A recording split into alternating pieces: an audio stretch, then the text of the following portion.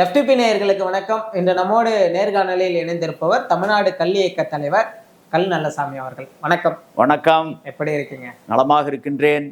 கல்வி இயக்கம் அப்படின்னு ஒரு கனவோட காலத்தை கடத்திட்டீங்கன்னே சொல்லலாம். ஆனா அது கனவா மட்டுமே உங்க வாழ்க்கை முடிஞ்சிரும் போல. இது எப்படி பாக்குறீங்க? கனவு நனவாகும். எப்படி? அது உறுதி. காரணம், எங்களிடம் நியாயம் இருக்கின்றது. 100க்கு 100 எங்களிடம் நியாயம் இருக்கின்றது. தமிழ்நாடு அரசிடம் அநியாயம் இருக்கின்றது. வெல்வது அநியாயமா நியாயமா? காலம் பதில் சொல்லும். நியாயம் என்றாவது ஒரு நாள் வென்றுதான் ஆகும். தர்மத்தின் வாழ்வுதனை சூது கவ்வும், தர்மம் மறுபடியும் வெல்லும். எங்ககிட்ட அரசியலமைப்பு சட்டம் இருக்கு, தமிழ்நாடு அரசு கிட்ட தமிழ்நாடு மதுவிலக்கு சட்டம் இருக்கு. ரெண்டு மோதி பார்ப்போம். வெல்வது அரசியலமைப்பு சட்டமா இல்ல தமிழ்நாடு மதுவிலக்கு சட்டமா? 2026 தேர்தலுக்கு முன்பாக இதை நாங்கள் பார்த்து விடுவதென ஒரு முடிவு கட்டி இருக்கின்றோம். மகாத்மா காந்தி சொன்னாரு, அகிம்சை சொன்னாரு. ஆனா அவரே 1942 என்ன சொன்னாரு? செய் அல்லது செத்து மடியினாரு, டூ ஆர் டைனாரு. அந்த நிலைமையில தான் நாங்க இப்ப இருக்கிறோம். விரைவில் ஒரு தீர்வு கிடைக்கும். கட்டாயம். தீர்வுனா எப்படி? ஒவ்வொரு கட்சி தலைமைக்கு நெருக்கடி கொடுக்க போறோம். நெருக்கடினா தலைமை போய் பாக்குறோம். 50 பேர் கொண்ட ஒரு குழு, 50 பேர் தலைமை போய் பாக்குறோம். இல்ல அதுல இருக்காங்க, ஏராளமான பேர் இருக்காங்க. ஏன்னா சட்டம் ஒழுங்கு பாதுகாப்பு கருதி 50 பேர் கொண்ட குழு. பத்திரிகை ஊடகங்களை அழைத்து செல்கின்றோம், தலைமையை பார்க்கின்றோம். ஒவ்வொரு கட்சி தலைமையும். திராவிட முன்னேற்ற கழகம்னா தலைவர் யாரு? மு.க. ஸ்டாலின். எதிர்கட்சி தலைவர் யாரு? எடப்பாடி பழனிசாமி. அதே மாதிரி இடதுசாரி, வலதுசாரி, தேசிய கட்சி, மாநில கட்சி, எல்லா கட்சி தலைமையை பார்க்கிறோம். நீங்க ஒரு கல்வி இயக்க தலைவர். உங்களை மாதிரி 1000க்கு மேற்பட்ட அமைப்பு தமிழ்நாட்டில் இருக்கு. அது எப்படி நீங்க சொல்றதுக்கு முக்கியத்துவம் கொடுப்பாங்க அப்படி நீங்க எப்படி நினைக்கிறீங்க? முக்கியத்துவம் கொடுக்க வேணாம், முக்கியத்துவம் கொடுக்கலன்ட்டு போறோம். மக்கள் பார்த்துக்கு போறாங்க தேர்தல்ல. அப்போ உங்களால முடியாது. இங்க பாருங்க, தேர்தல்ல மக்கள் கவனிக்க போறாங்க. போய் என்ன கேட்க போறோம்னா, கள் விடுதலையில் உங்களுக்கு உடன்பாடா முரண்பாடா? உடன்பாடா முரண்பாடா? உடன்பாடு என்றால் வரவேற்கின்றோம். அதே நேரத்தில் கள் இறக்கி சந்தைப்படுத்தும் போராளிகளுக்கு நீங்களும் உங்களுடைய கட்சியும் துணை நிற்க வேண்டும். முரண்பாடு என்றால் வாதத்துக்கு வர வேண்டும். ஒருவேளை ஒத்துக்கல, வாங்கி கொள்ள வேண்டும் 10 கோடி ரூபாயை. நீங்க சொன்ன மாதிரி ஒரு கால் ஒத்துக்கல, இரண்டுக்கும் நாங்கள் தயாராக இல்லை என்றால் அடுத்து நாங்கள் வைக்கக்கூடிய ஒரு கேள்வி, எதற்காக உங்களுக்கு கட்சி, எதற்காக கட்சியின் பொறுப்பு? இந்த கேள்விக்கு தலைமை பதில் சொல்லியாக வேண்டும். இனிமேலும் மீனுக்கு வாலையும் பாம்புக்கு தலையும் காட்டிவிடக்கூடிய ஒரு நழுவல் போக்கை கட்சி தலைமை கடைபிடிக்க முடியாது இனிமேல். இது ஒரு விளைநிலம், உங்களுடைய வேட்டைக்காடு அல்ல. ஆக 2026 மக்கள் கவனித்துக் கொள்வார்கள். கவனிக்கும் விதத்துல கவனிச்சிருவாங்க. நிச்சயமா வெற்றி தோல்வியை மாற்றி அமைக்கும் சக்தி கல்லுக்கு கட்டாயம் இருக்கும். ஏன்னா பல ஆண்டுகளுக்கு முன்பு 4 மாநிலங்கள்ல தேர்தல் நடந்தது. அப்போ வெங்காய விலை உச்சத்தில் இருந்தது. அந்த வெங்காய விலை உச்சமானது அந்த 4 மாநில தேர்தல் வெற்றி தோல்வியை நிர்ணயம் செய்யக்கூடிய, மாற்றி அமைக்கக்கூடிய சக்தி வெங்காயத்துக்கு இருந்தது. அந்த மாதிரி வரக்கூடிய 2026 தேர்தல் வெற்றி தோல்வியை மாற்றி அமைக்கக்கூடிய ஒரு சக்தி கட்டாயம் கல்லுக்கு இருக்கும். கல்லை ஏத்துக்கிறவங்களை விட இன்னைக்கு மது பாட்டில்கள்ல ஏத்துக்கிறவங்க அதிகமா இருக்காங்க இல்லையா? அப்படி இருக்கும்போது உங்களுடைய ஆதரவுன்றது குறைவு. இதை நீங்க நிச்சயமா ஏத்துதான் ஆகணும். ஆமாம். அப்படி இருக்கும் பொழுது கல்லுன்ற ஒரு விஷயம் மட்டும் 2026 ஆட்சி மாற்றம் வரும்ன்றது ஒரு மூடி மறைக்கப்பட்ட பொய்யாதானே நம்மளால பார்க்க முடியுது. அப்படி இல்லை. அரசாங்கமே மதுபானத்தை விற்கிறதுனாலதான் மக்கள் இத்தனை பேர் குடிகாரர்களா மாறி இருக்காங்க. அப்ப தனித்தனியா வைக்க சொல்றீங்க? இல்ல. அதாவது அரசாங்கம் எந்த மாநிலத்துல எந்த நாட்டுல மது வித்துக்கிட்டு இருக்காங்க தமிழ்நாடு மாதிரி? எங்கேயும் இல்லை. தனியார் தான் மது விற்கிறாங்க. அரசாங்கம் பல நாடுகள்ல கல்வி நிறுவனங்களை ஏற்று நடத்துது.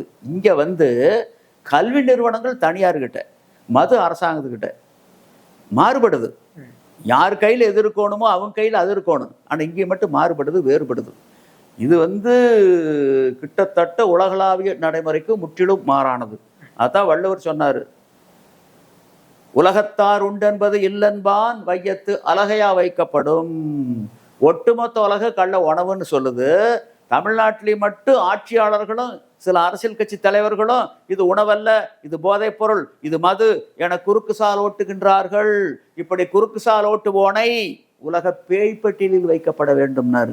ஆகவே ஆதாயம் தேடியவர்கள் கலைஞர் கருணாநிதி, செல்வி ஜெயலலிதா, இபிஎஸ் ஓபிஎஸ் வகைராக்கள், இப்போது இருக்கக்கூடிய மு.க. ஸ்டாலின் போன்றவர்களெல்லாம் வள்ளுவருடைய வாய்மொழிப்படி பேய்ப்பட்டியலில் வைக்கப்பட வேண்டியவர்கள்.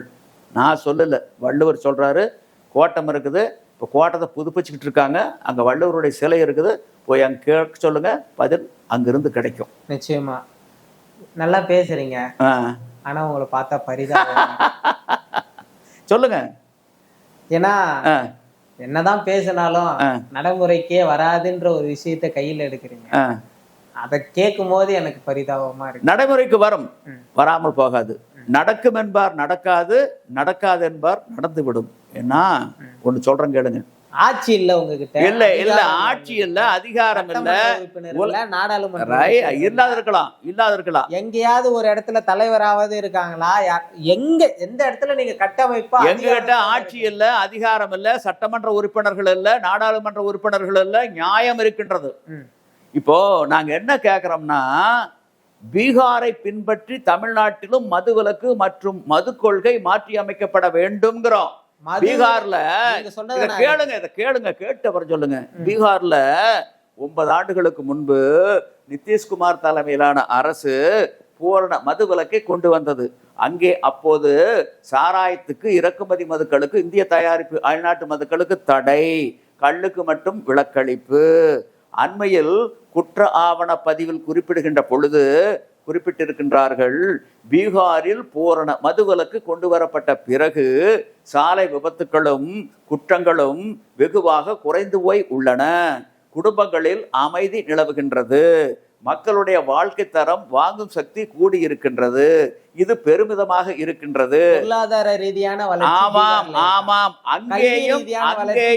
அங்கேயும் கள்ளச்சாராய சாவுகள் ஏற்பட்டன. நான் எதனால கேட்கிறேன்னா, மது தடை செய்யப்பட்ட மாநிலத்துல இன்னமும் முன்னேறாத மாநிலமாகத்தான் அந்த மாநிலங்கள் இருக்கும் பொழுது மது விற்பனை ஆகக்கூடிய தமிழ்நாடு உயர்ந்துதானே இருக்கு இந்தியாவில. அப்ப அதை ஏத்துக்கக்கூடிய இடத்துல இருக்கலாம். பீகார் இப்ப வளர்ந்துகிட்டு வந்துட்டு இருக்கு. நாடாகொன்றோ காடாகொன்றோ அவளாகொன்றோ மெசையாகொன்றோ எவ்வளி நல்லவர் ஆடவர் அவ்வளி நல்லை வாழிய நிலனே. நாடா இருந்தா, காடா இருந்தா, மேடா இருந்தா, பள்ளமா இருந்தா, பாலைவனமா இருந்தா, வளர்நலமா இருந்தா, அதை வச்சா மரியாதை. அங்க வாழக்கூடிய மக்களுடைய பண்பாடு, நாகரிகம், ஒழுக்கம், இதை வச்சுதான் மரியாதை. இன்னைக்கு பொருளாதார அடிப்படையில் தமிழ்நாடு முன்னேறி இருக்கலாம், அது மரியாதையை பெற்று தெரியாது. வாழுகின்ற தரத்தை வச்சுதான் மரியாதை பெற்று தரும். 50,000 கோடி டாஸ்மார்க்கில் வருமானம் வந்து என்ன பண்றது? அதுக்கு ஒரு மாற்று சொல்லுங்க. அதுக்கு வருமானம் வந்து என்ன பண்றது? அதுக்கு ஒரு மாற்று சொல்லுங்க. அது மாற்று பாரு, என்ன ஆக்கி இருக்காங்க, அது வருமானம் என்ன செஞ்சிருக்குது? வருமானத்தின் மூலமா தமிழ்நாடுக்கான வளர்ச்சி நிச்சயமா நிறைவேறுமா ஏறாதா? பாருங்க, மாற்று நாங்க சொல்றோம், மாற்று சொல்லுங்க. மாற்று சொல்றோம், அந்த வருமானத்துக்கு மாற்று சொல்றோம். அதற்கு மாற்று இதுதான் சொல்லுங்க. அது நிச்சயமா தமிழ்நாடு அரசு ஏத்துக்கும். பீகாரை பின்பற்றி தமிழ்நாட்டிலும்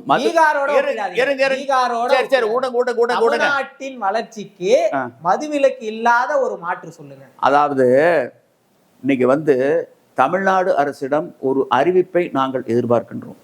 என்ன அறிவிப்புனா, அந்த அறிவிப்பு தான் தமிழ்நாட்டை முதன்மை மாநிலமாக ஆக்கும். அப்ப நீங்க வந்து என்ன அறிவிப்புனா பனை, தென்னை, ஈச்ச மரங்கள் இருந்தால் அவற்றிலிருந்து நீராவாகவோ கல்லாகவோ பதநீராகவோ இறக்கியும் குடித்தும் விற்றும் கொள்ளலாம். இவற்றை மதிப்பு கூட்டப்பட்ட பண்டங்களாக மாற்றி உள்நாட்டிலும் உலக அளவிலும் சந்தைப்படுத்தியும் கொள்ளலாம். அரசனுடைய தலையீடு குறுக்கீடு இருக்காது. ஏலம் கடை இல்லவே இல்லை. அதே நேரத்தில் கலப்படம் போன்ற தவறுகள் நடப்பதாக கண்டறியப்பட்டால் கடுமையான தண்டனை இருக்கும் என்ற அறிவிப்போடு அரசு நிறுத்தி கொண்டால், இன்னைக்கு 83 லட்சம் பேர் வேலைவாய்ப்பு அலுவலகத்துல பதிவு பண்ணி இளைஞர்கள் காத்து கிடக்கின்றார்கள். ஒரு அருமையான வேலைவாய்ப்பு.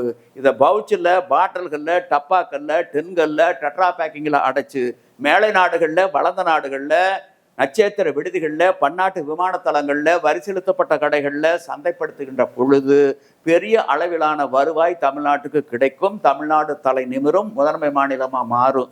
ஏன்னா பனைமரங்களுக்கு இதுவரையில் யாராச்சும் தண்ணி பாய்ச்சிருக்கிறோமா? இல்லை. ரசாயனம் போட்டிருக்கிறோமா? இல்லை. பூச்சி மருந்து, பூஞ்சால மருந்து, களக்கொல்லி தெளிச்சிருக்கிறோமா? இல்லை. கஜா புயல் எல்லா மரம் விழுந்து கிடந்த போது நிமிர்ந்து நின்ன மரம் பனைமரம் மட்டும்தான். அப்படிப்பட்ட பனை அந்த பனையிலிருந்து இறக்கக்கூடிய அந்த கல் நீரா பதநீர் உலகத்தரம் வாய்ந்ததாக இருக்கும். என்ன விலைக்கு விற்க முடியுமோ அந்த விலைக்கு விற்க முடியும். இன்னைக்கு 8 கோடி பனைமரங்கள் தான் இந்தியாவில் இருக்கு. அதில் 5 கோடி பனைமரங்கள் தமிழ்நாட்டில் இருக்கு. தமிழ்நாட்டுக்கு இருக்கக்கூடிய வாய்ப்பு எந்த ஒரு மாநிலத்துக்கும் கிடையாது. ஆகவே இந்த ஏற்றுமதி தமிழ்நாட்டை தலை நிமிரச் செய்யும், முதன்மை மாநிலமாக மாற்றும் ஆக்கும். இன்னைக்கு பனைப்பொருள் மேல உலக அளவில் பெரிய மோகம் வந்திருக்கு. பூமி சூடாயிட்டு இருக்கு. இந்த நிலைமையில கடின பானங்கள் பிராண்டிக்கோ விஸ்கிக்கோ ரம்முக்கோ சாராயத்துக்கோ ஓட்காவுக்கோ இனி உலக அளவில் பெரிய வரவேற்பு இருக்காது. கள் போன்ற இயற்கையான தாய்ப்பாலுக்கு நிகரான மருத்துவ குணம் கொண்ட மின்பானங்களுக்கு தான் வரவேற்பு இருக்கும். அந்த அடிப்படையில் பார்க்கின்ற பொழுது கள் தமிழ்நாட்டை தலைநிமிரச் செய்யும், முதன்மை மாநிலமாக ஆக்கும். சரி, நீங்க ஒரு விஷயம் பண்ணுங்க. அரசு என்ன அனுமதி கொடுக்கிறது, நான் பண்றேன் அப்படின்னு ஒரு கூட்டத்தை எடுத்துட்டு அதுதான் நாங்க பண்ணிக்கிட்டு இருக்கிறோம். நாங்க அரசுகிட்ட அனுமதி கேட்கவில்லை. அரசியல் அமைப்பு சட்டம் 1950 ஜனவரி 26 நடைமுறைக்கு வந்தது. அந்த சட்டம் கொடுத்திருக்கும் உணவு தேடும் உரிமைதான் கள் இறக்குவதும் பருகுவதும். கலப்படத்தை காரணம் காட்டி தமிழ்நாடு அரசு அநியாயமாக இந்த உரிமையை 1/1/87 பறித்து கொண்டது. இப்போ ஒரு விவசாயியா இருக்கிறவங்க, ஒரு பனை தொழிலாளியா இருக்கவங்க வியாபாரத்தை பெருக்கிறதுக்காக அதுல கலப்படம் செய்யறது உண்மைதானே? 100க்கு 100 அதை ஏத்துக்கணும்ல நீங்க. இங்க பாருங்க, கலப்படம் யாரு செஞ்சாங்களோ அவங்கள தண்டிக்க வேண்டிய கடமை பொறுப்பு இந்த அரசுக்கு இருக்கா இல்லையா? பக்கத்துல பாண்டியில் இருக்கல்ல, கேரளாவில் இருக்கல்ல, தெலுங்கானா, ஆந்திரா, அண்டை மாநிலங்கள், உலக அளவில் எங்கும் கல்லுக்கு தடை கிடையாது. அங்கே கலப்படம் செய்வாங்கல்ல. அந்த அரசுகள்லாம் கலப்படத்தை கட்டுப்படுத்துகின்ற பொழுது தமிழ்நாட்டில் எங்களால் மட்டும் கலப்படத்தை கட்டுப்படுத்த முடியவில்லை என்றால் தமிழ்நாடு அரசு ஆளுமை இல்லாத அரசா? ஆளுமை இல்லாமல் போனால் ஏன் அந்த முதல்வர் நாற்காலியில் நீங்கள் அமர்ந்திருக்கின்றீர்கள்? இறங்குங்கள் கீழே. ஆளுமை உள்ளவர் அந்த முதலமைச்சர் நாற்காலியில் அமரட்டும், நீங்கள் இறங்குங்கள். இந்த கேள்விக்கு என்ன பதில்? இங்கே நீங்க கல்லுக்கு தடை வச்சிருக்கிறது அரசியலமைப்பு சட்டத்தை அவமதிக்கக்கூடிய ஒரு செயல், அது ஒரு குற்றம். இன்னைக்கு நான் கல் இறக்குற, என் மீது தமிழ்நாடு அரசு நடவடிக்கை எடுத்தால் யார் குற்றவாளி? கல் இறக்கிய நான் குற்றவாளியா? நடவடிக்கை எடுக்கும் அரசு குற்றவாளியா? அரசு தான் குற்றவாளி. The government of Tamil Nadu is the accused person, not the toddy tapper. வர சொல்லுங்க வாரத்துக்கு, வாங்கிட்டு 10 கோடி.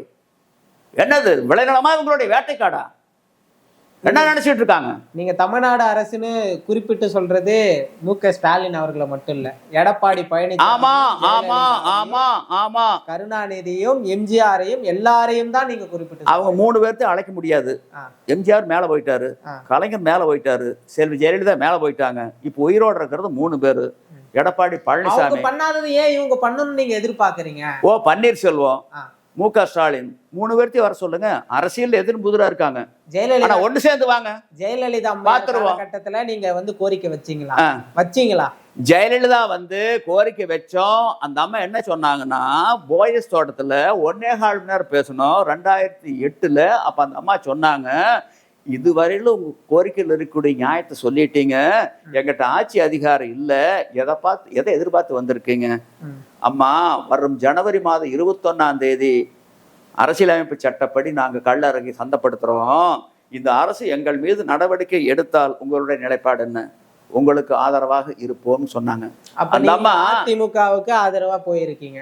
அதனால இல்ல அந்த அம்மா 2011 கோவை மாவட்டம் பொள்ளாச்சியில் நடந்த அந்த தேர்தல் பரப்புரை கூட்டத்தில் கல்லுக்கு வைத்திருக்கக்கூடிய தடையை நீக்குவோம்னு அறிவிச்சாங்க.